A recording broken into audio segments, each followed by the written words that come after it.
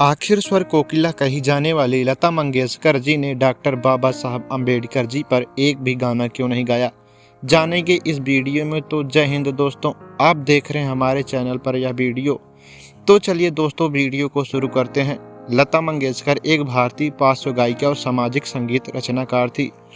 उन्हें भारतीय उपमहाद्वीप, भारत, पाकिस्तान, बांग्लादेश और नेपाल के लोगों का एकजुट करने वाले तथ्यों में से एक थी। 8 दशकों के करियर में भारतीय संगीत उद्योग में उनके योगदान ने उन्हें मेलोडी की रानी, भारत की कोकिला और वॉइस ऑफ द मिलेनियम जैसी सम्मानजनक उपाधियां दिलाई। लता मंगेशकर भारत की सबसे लोकप्रिय गायिका थी। उन्होंने भारत को अपनी गायकी से हमेशा गौरवान्वित महसूस कराया, लेकिन भारत की इस कोकिला ने 6 फरवरी को इस दुनिया को अलविदा कह दिया। हालांकि लता मंगेशकर ने अपनी पूरी जिंदगी में कई सारे गाने गाए। कुछ गाने उनके वास्तविक जीवन से रिलेटेड थे, कुछ रोमांटिक गाने थे तो कुछ बच्चों से भी संबंधित थे। लता मंगेशकर ने अपने करियर में लगभग सभी विषयों पर गाने गाए और भाषाओं पर पकड़ होने के कारण लता मंगेशकर ने कई भाषाओं में हजारों गाने गाए। लेकिन क्या आपको पता है कि अपने पूरे करियर में लता मंगेशकर ने एक भी गाना बाबा साहब भीमराव अंबेडकर जी के लिए नहीं गाया? क्या आपने कभी सोचा है कि स्वरों की मलिका लता मंगेशकर ने आखिर संविधान निर्माता बाबा साहब भीमराव अंबेडकर के लिए एक भी गाना क्यों नहीं गाया? दोस्तों, यह सवाल आपके दिमाग में शायद ही आया होगा।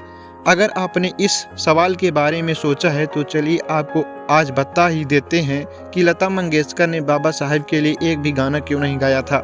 दोस्तों, साल 2020 में जब बाबा साहब भीमराव अंबेडकर की 129वीं जयंती थी, तब उनकी जयंती पर लता मंगेशकर ने बाबा साहब को याद किया था। उन्होंने उस पल को भी याद किया जब बाबा साहब ने लता मंगेशकर प्रत्यक्ष रूप से मिली थी।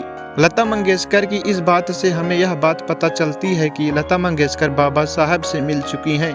बाबा साहब की 129वीं जयंती पर लता मंगेशकर ने बाबा साहब की श्रद्धांजलि अर्पित की और उन्होंने बोला कि मैं भारत के महामानव, भारत रत्न बाबा साहब डॉक्टर भीमराव अंबेडकर से प्रत्यक्ष रूप से मिल चुकी हूं और यह मेरा सौभाग्य है। मैंने उनको अपनी आंखों से देखा है। दोस्तों, यह भी कहा जाता है कि डॉक्टर बाबा साहब अंबेडकर जी का लता मंगेशकर काफी ज्यादा सम्मान भी करती थी। लेकिन दोस्तों, इसके बाद यह सवाल उठता है कि लता मंगेशकर डॉक्टर बाबा साहब अंबेडकर से मिल चुकी थी और उनका सम्मान भी करती थी, तो फिर ऐसी क्या वजह थी कि लता जी ने डॉक्टर बाबा साहब अंबेडकर जी पर एक भी गाना नहीं गाया? दोस्तों, अगर हम इतिहास में जाकर देखें तो एक ऐसे भी व्यक्ति थे जो चाहते थे कि लता मंगेशकर डॉक्टर बाबा साहब अंबेडकर जी पर एक तो भी गाना गाए। उस व्यक्ति का नाम वामन दादा कड़क था। वह एक मराठी शाहिर, कवि और अंबेडकर आंदोलन के कार्यकर्ता थे। लोक शाहिर वामन दादा ने अपनी सशक्त आवाज और प्रभावशाली लेखन के माध्यम से डॉक्टर बाबा साहब अंबेडकर के विचारों को महाराष्ट्र के गांवों और सदियों तक घरों में पहुंचाने का काम किया। लता मंगेशकर डॉक्टर अंबेडकर पर एक गाना जरूर गाएं, इसलिए वामन दादा उनके घर भी गए। मंगेशकर के सामने यह प्रस्ताव भी रखा, लेकिन लता दीदी ने उनकी इस प्रस्ताव को ज़्यादा गंभीरता से नहीं लिया। वामन दादा को लता दीदी ने भोजन भी करवाया, लेकिन लता दीदी का ध्यान वामन दादा के प्रस्ताव पर नहीं गया और न ही वामन दादा के उस प्रस्ताव पर लता मंगेशकर ने कोई टिप्पणी की। दोस्तों, इतिहास में एक और ऐसे इंसान थे जो लता मंगेशकर से डॉक्टर अंबेडकर के लिए गाना गवाना चाहते थे, लेकिन उस इंसान को भी निराशा ही हाथ लगी, जिसके बाद लोगों का लता मंगेशकर के खिलाफ गुस्सा और काफी नाराजगी देखी गई थी।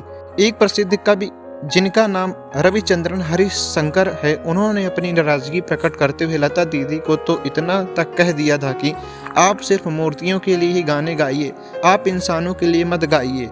दोस्तों, आपको बताते चलें, अभी तक कुल मिलाकर इस सवाल का जवाब नहीं मिल पाया है कि लता दीदी ने डॉक्टर अंबेडकर का गाना क्यों नहीं गाया। कुछ लोगों का कहना है कि लता मंगेशकर ब्राह्मणवाद का शिकार थी और डॉक्टर अंबेडकर ब्राह्मणवाद के विरोधी थे। यही वजह है कि उन्होंने डॉक्टर बाबा साहब अंबेडकर पर कोई गाना नहीं गाया। लेकिन दोस्तों कुछ लोगों का यह भी कहना है कि लता दीदी डॉक्टर अंबेडकर के लिए गाना गाना चाहती थी, लेकिन उनको अवसर नहीं दिया गया। दोस्तों आपको बताते चले, जब डॉक्टर बाबा साहब अंबेडकर जी के पोते यानी प्रकाश अंबेडकर को लता मंगेशकर द्वारा अंबेडकर पर गाना न गाने को लेकर सवाल पूछा गया तो उन्होंने कहा कि हर किसी का एक ही प्रिंसिपल होता है। जैसे उन्होंने अंबेडकर के गीत नहीं गाए, वैसे ही उन्होंने सरदार पटेल और नेहरू के गीत भी नहीं गाए। यह कहकर उन्होंने इस सवाल का जवाब दिया। डॉक्टर भीमराव अंबेडकर, जिन्हें बाबा साहब अंबेडकर के नाम से भी जाना जाता है, भारतीय समाज के एक प्रमुख सामाजिक सुधारक, विधिवेत्ता, अर्थशास्त्री, राजनीतिज्ञ और संविधान निर्माता थे। उन्होंने दलितों और समाज के अन्य पिछड़ों वर्गों के अधिकारों के लिए संघर्ष किया और भारतीय समाज में समानता और न्याय की स्थापना के लिए अपना पूरा जीवन समर्पित कर दिया। उनके जीवन और कार्यों ने न केवल भारत में बल्कि अंतर्राष्ट्रीय स्तर पर भी एक महत्वपूर्ण प्रभाव डाला है। उनकी शिक्षाओं और आदर्शों को सम्मानित करने के लिए उनके नाम पर कई गाने और भजन बनाए गए हैं। यह गाने भारतीय समाज के विभिन्न वर्गों में बहुत लोकप्रिय हैं और उनके संदेश को फैलाने में महत्वपूर्ण भूमिका निभाते हैं। डॉक्टर बाबा साहब अंबेडकर जी ने भारतीय संविधान का मसौदा तैयार करने में महत्वपूर्ण भूमिका निभाई और भारतीय संविधान सभा के अध्यक्ष बने। उन्होंने संविधान में समानता, स्वतंत्रता और बंधुत्व के मूल्यों को शामिल किया और सभा के सभी वर्गों के लिए समान अधिकार सुनिश्चित किए। उन्होंने अस्पृश्यता के उन्मूलन, दलितों के लिए आरक्षण और सामाजिक न्याय की स्थापना की। कई महत्वपूर्ण कदम उठाए। बाबा साहब अंबेडकर जी के जीवन और कार्यों को सम्मानित करने के लिए कई गाने और भजन बनाए गए। यह गाने न केवल उनकी शिक्षाओं और आदर्शों को फैलाते हैं, बल्कि समाज में जागरूकता, एकता और संदेश भी देते हैं। इन गानों में उनकी संघर्ष पूर्ण यात्रा, समाज सुधार के लिए उनकी योगदान और उनके आदर्शों को गीतों और भजनों के माध्यम से व्यक्त किया जाता है।